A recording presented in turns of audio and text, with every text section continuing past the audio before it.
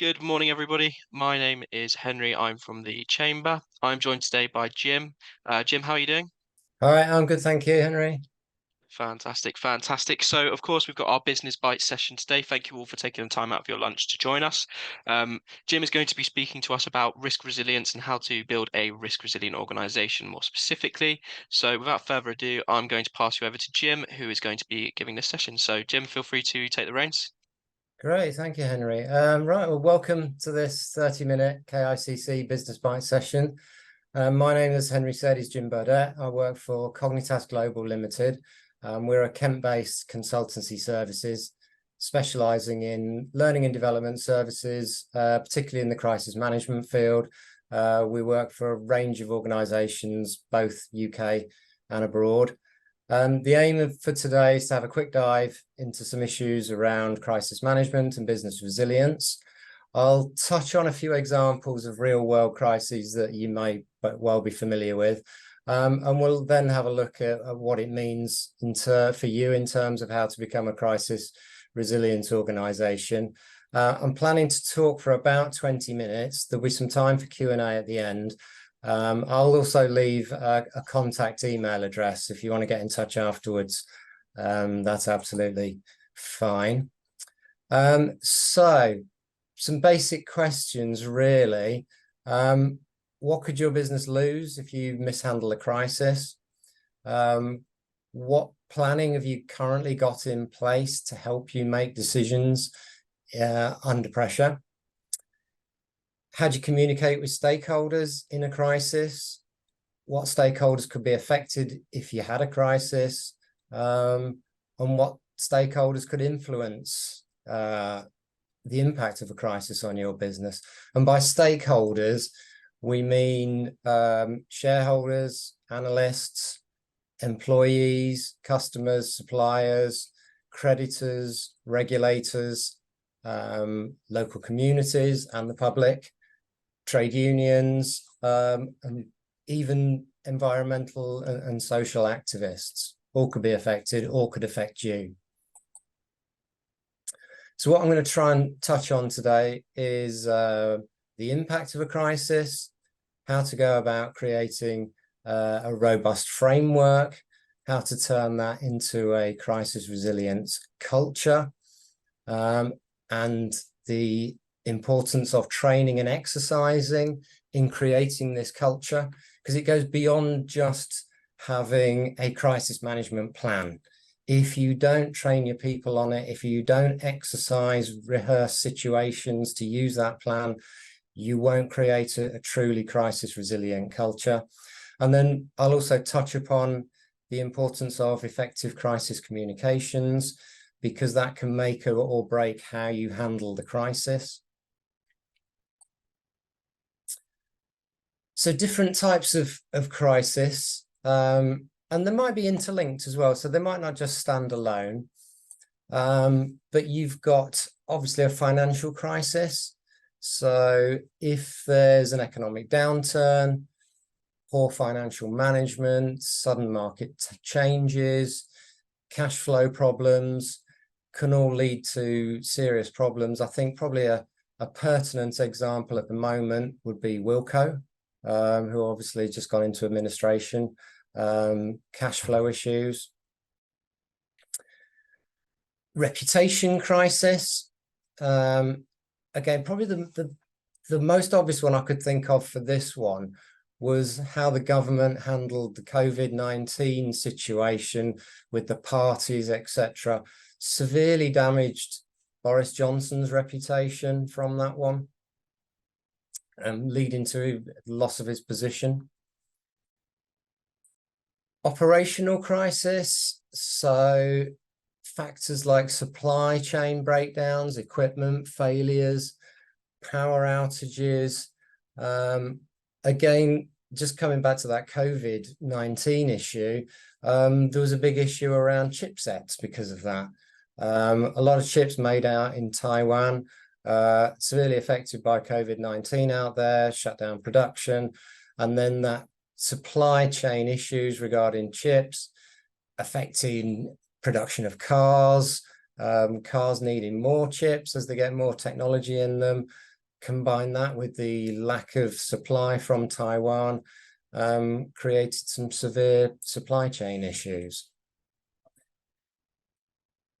Probably the most common one for any type of organization at the moment are data breach, cybersecurity issues.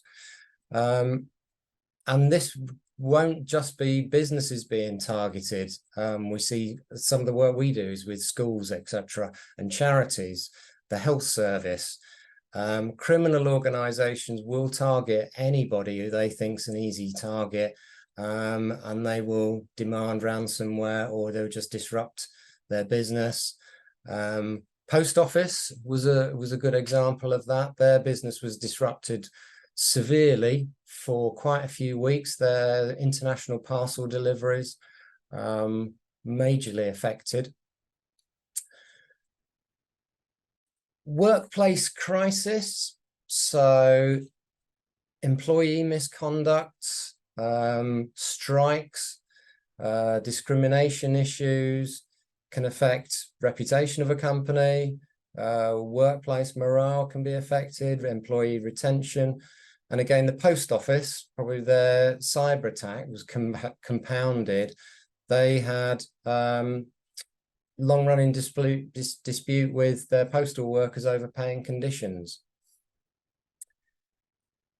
Leadership crisis. Again, if you've got key executives making poor decisions, can affect the viability of a company. I think Enron was a good example of this.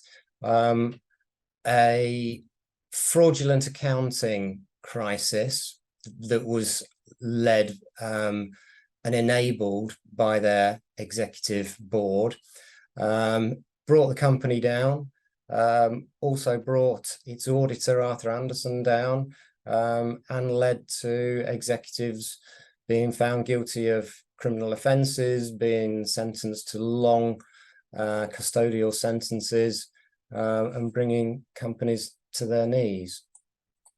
I think also with leadership, there's also the element of succession in a business. So successful, if you're very dependent on some key staff, if one of those was to leave, how would you replace them? What other procedures have you got in place already, so that you don't have any break in service or continuity of leadership skills?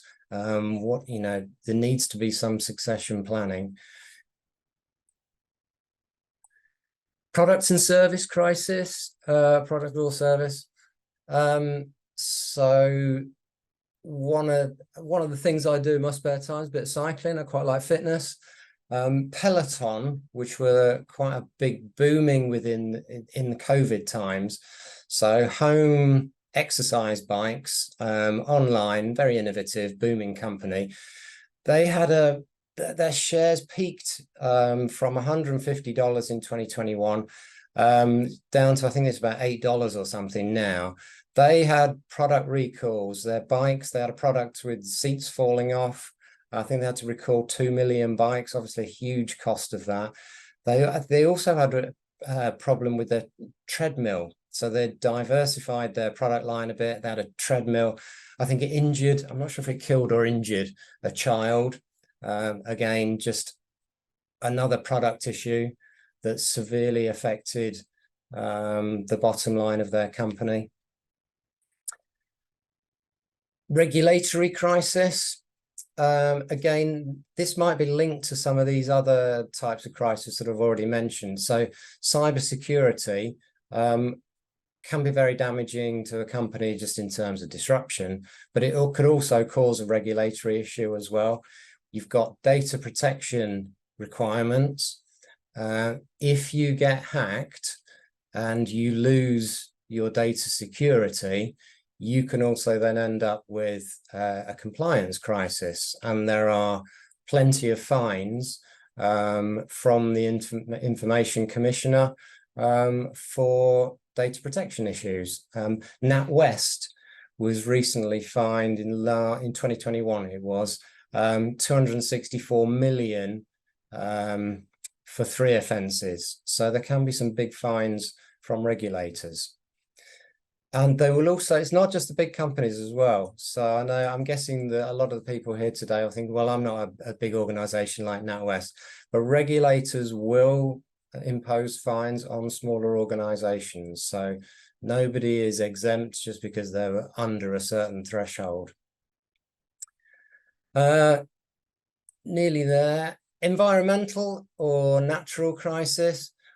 Obviously, a natural crisis is very difficult to mitigate against, but an environmental crisis caused by an organization can have major impact.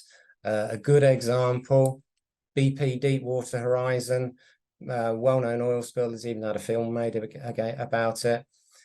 11 people died, huge cleanup costs, environmental damage, plus penalties. I think the cost to BP is reportedly somewhere in excess of $54 billion. And the final one, social media crisis, very pertinent at the moment as the rise of social media has made communication very immediate. Problems can get highlighted, can get exaggerated, or could either be well handled or badly handled on social media. So they're the different types of crisis. And again, some of these I've mentioned, but the major impact is the financial strain, the bottom line for all businesses, which is why we're interested to talk about it. Companies have got it wrong. So I've mentioned some of these already. Enron, a huge company, ended up collapsing the company through accounting fraud. Volkswagen's probably a well-known one. Their Dieselgate emissions didn't bring the company down, but did have serious implications. Boeing, the 737 MAX, 2 crashes, again, serious reputational damage to the company. And Barings Bank, again, company brought down through probably, I think you probably categorize it as a leadership crisis in terms of they weren't regulating its staff properly. So how do you go about preparing and protecting against that? So creating a crisis management framework, there's 4 main pillars to this. We would start off at the assessment side of things. So creating a risk register, which I'm going to touch on in a little bit more detail shortly. Risk register, looking at all the threats to the business. Then once we've reviewed the threats, we can then start thinking about planning to mitigate against those threats, how we're going to deal with them, who's going to deal with them, how we're going to structure for that. What's the communications plan? What communications will be put out? What methods would we use to communicate with stakeholders? And then the business continuity, how are you going to get back to normal after that? When you've got the plan, the next pillar then is to train people, making sure everybody knows what that plan is, and then that you've run exercises so that you've rehearsed a scenario, put the plan into place. And it may be that running the exercise actually shows some deficiencies in the plan, which you then need to go and tweak. It might highlight something that looked good on paper, didn't work quite so well in real life. And so it's a process. And as I'm going to show in the next slide, it's very much a journey. So it's a continuous improvement journey. So when you've done the training and exercising, you're reviewing that, and it might go back to the beginning. So looking at risks again. And I would recommend that it's probably something that's reviewed at least annually or following any kind of event, a major incident for the business. So it's not something that you just do once. It's at least annual and needs reviewing because the risk framework, the risk landscape is going to change. You know, what's a risk one year might be different the next year. The organization might have changed. So it's something that needs regular reviewing. So how do you assess risks? The key things are risks will have a likelihood of occurring from low to high, and they will have an impact from low to high. So you could have something that's got a very high impact, like a plane crash, but the likelihood of that happening might be very low. Or you could have something which has got a high likelihood, like cyber attacks on businesses. I think something like 40% of businesses are expecting within the next 12 months to get a cyber attack on them. So that's a very high likelihood. And it might be also that then if you do get hacked, that's also a high risk. So that could be one of the critical risks. But something with a low likelihood or a low impact. So the chances of an asteroid landing on your organization's office might be low. The impact might be high, but it might be a low level risk because it's so unlikely. Something like a terrorist risk, that's quite a rare one, but when it does happen, like in the Manchester Arena bombing, the impact is terrible. So that's an important risk, but low likelihood. So how do you go about assessing the risk landscape?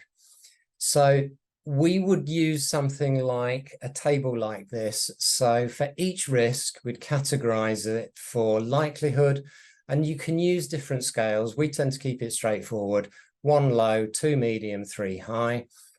And then the impact, same for the low, medium, or high risk. And then if we multiply those two together, that would give us a status. So something with a high likelihood, high impact would be a high risk one. And then the part there in green, if we've identified a risk, what actions can we then do to reduce that risk? Now, we can reduce the likelihood of it occurring if we've got, for example, on cybersecurity, if we've got good firewalls, good spam filters, good antivirus, staff training, so they're vigilant. We can reduce the likelihood. The impact still might be high, but we could reduce the impact by having backup systems in place. And that would therefore bring down the total. And you can turn something from high risk to low risk by proper planning. And each risk for the organization, we would categorize along that way. And that would then lead us to the next pillar of preparation, which is developing the crisis management plan and developing a communications plan, business continuity plan. So crisis management plan, that's going to include things like key personnel of contacts. So who are your crisis management teams? How do you contact them? Some risk assessment and identification. So what are your risks? What are your response protocols to those risks? What's your business continuity? So how do you get the essential functions up and running again? If your office is damaged, so you can't use, what's your alternative plan? If your normal communication methods are obstructed, what are you going to use as an alternative? So what are your continuity measures? Any legal considerations, safety regulations, reporting obligations? What training and drills are you going to do? What are your post-crisis recovery plans like?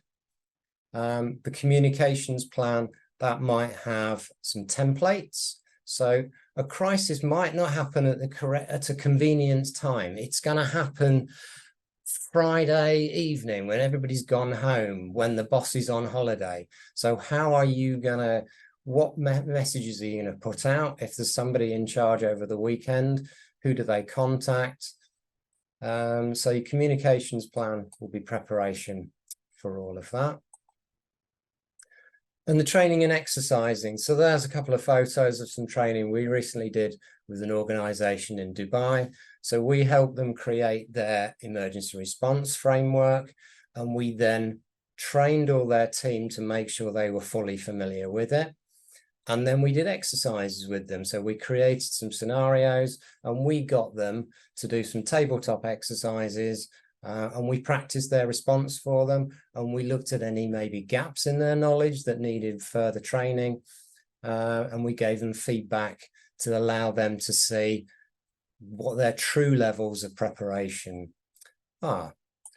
And the outcome of all of that, resilience, reducing the financial impact of any crisis, maintaining trust, keeping the business running, reducing any impacts to reputation, ensuring compliance with any regulatory requirements, and maintaining a competitive advantage, and also the employee safety and well-being. So the aim of all of that is to create a culture of crisis resilience, and not just doing something for the sake of writing a document. So there are genuine business benefits from having a well-rehearsed crisis management plan in place. Bit further info, some useful stuff out on the web. One thing you might have heard of is there is some legislation coming in called Martin's Law. That is currently the select committee stages, but that will have an impact for any organization that's a publicly accessible location for 100 people or more. There's some useful websites out there. Citizen Aid has got some lots of practical resources. Protect UK is another government site that's got some background on current risks. And the National Cybersecurity Centre is a good starting point for some resources to help you with cybersecurity.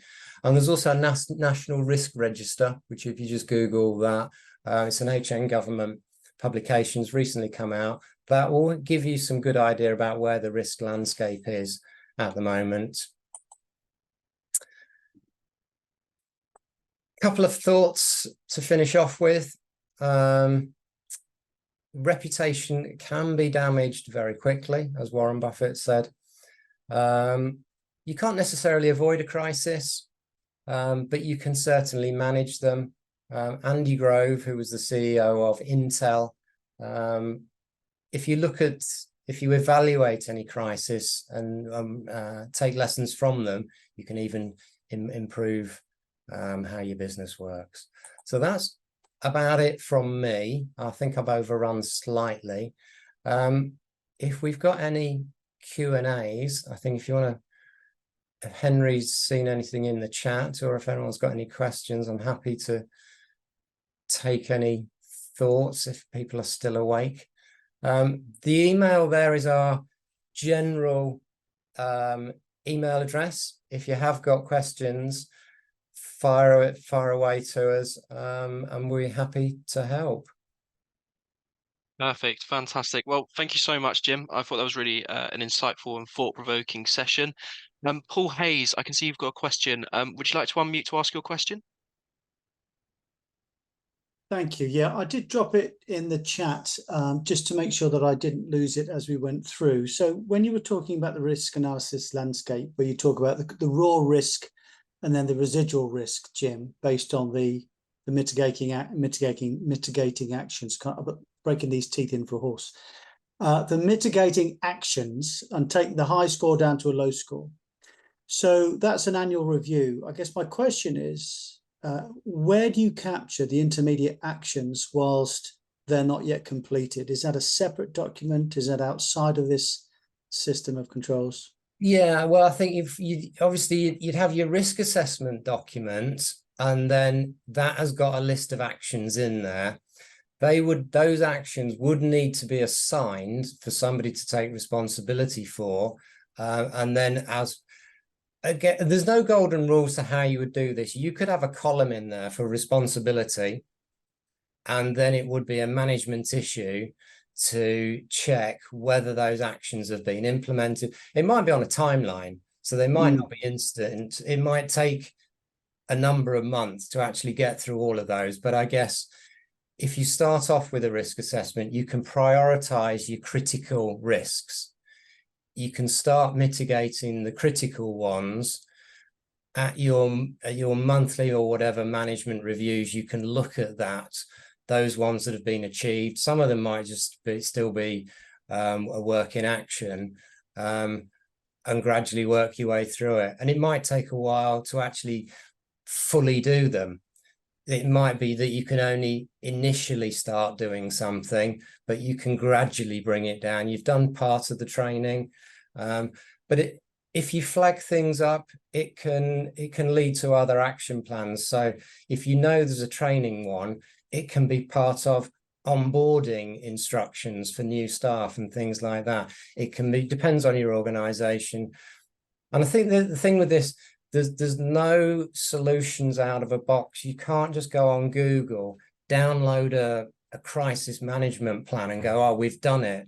It really depends on your organization, your people, your skills, the level of maturity of your business. Obviously, every year you go through the process, it's going to become more embedded in the culture of the organization and be easier to keep up to date. Yeah, it does strike me that the embedding of this risk-based, proactive risk-based approach is really important, and not having it as an annual tick box exercise, which can sometimes happen. Conscious that other questions are coming in. Thank you. Yeah. Perfect. Thank you very much, Paul. And Roger, I see you've asked a question as well. So if you'd like to unmute to ask your question.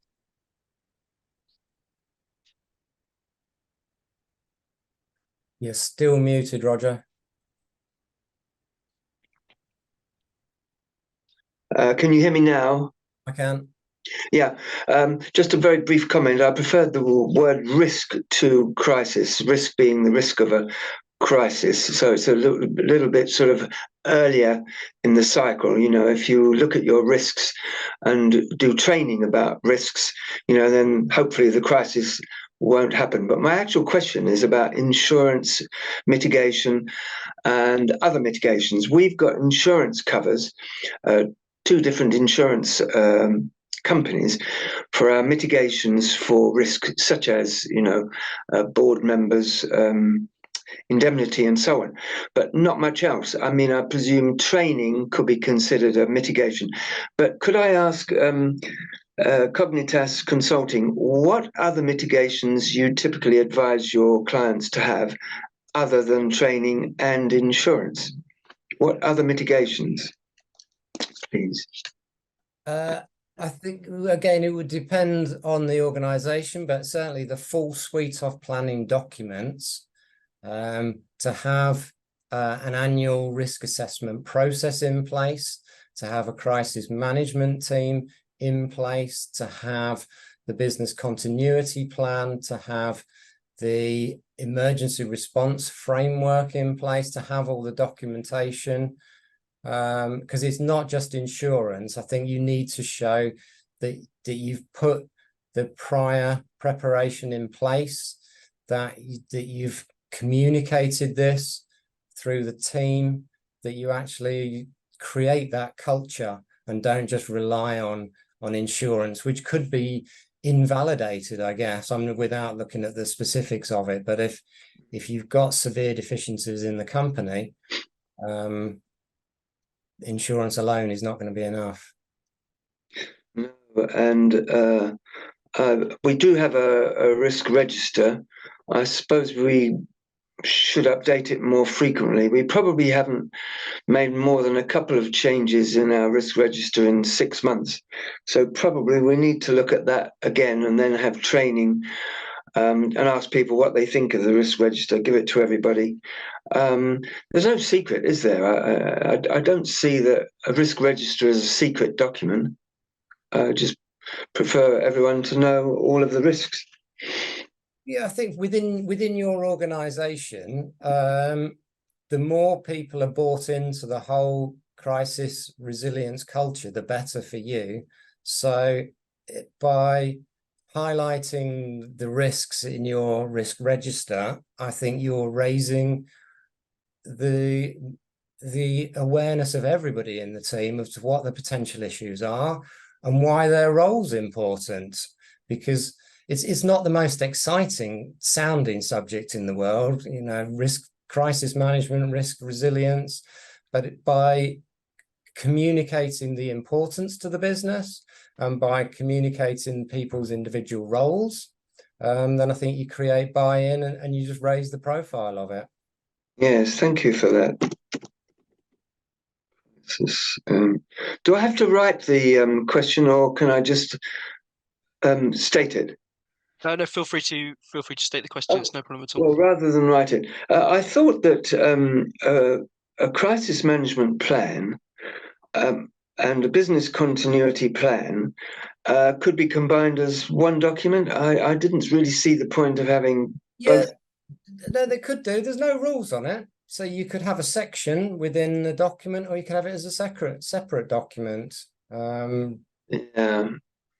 Yes, it just helps to have sort of fewer documents, and it's true that this isn't the most sexy sort of subject for a lot of staff, and especially at 3 o'clock in the afternoon, people might drop off and eyelids just gently shut when you have too many documents to look at. So I just thought, well, combine those two as a single document.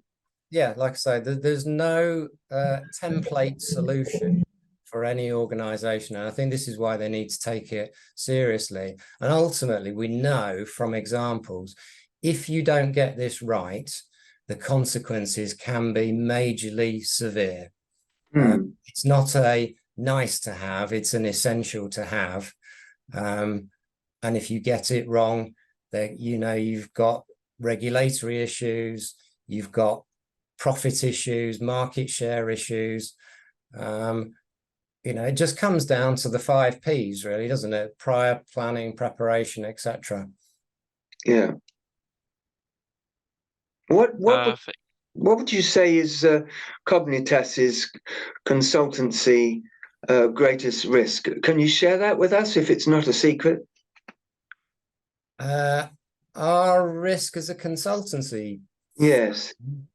I think we share the same risks as any businesses, really. Obviously, we've got the data security. We're not a production company, so we don't really have supply chain issues particularly, but we've certainly got intellectual property risks. We've got personnel risks. We've got compliance risks. Fairly standard, I suppose, really, for your business. Yes, thanks for that. Anyway, that's all of my questions. Perfect, fantastic. And in case there's no more questions, or you do have a question after the session, like Jim said, there's an email at the bottom of the slide for you to inquire to. I'd just like to thank Jim again for a great session. So Jim, thank you very much for hosting with us. It's been a pleasure to have you on today. You're welcome. Other than that, I've been Henry from the Kent and Victor Chamber of Commerce, and I'd just like to thank you all for coming and hope you have a great rest of your day. Take care, everybody. Thank you.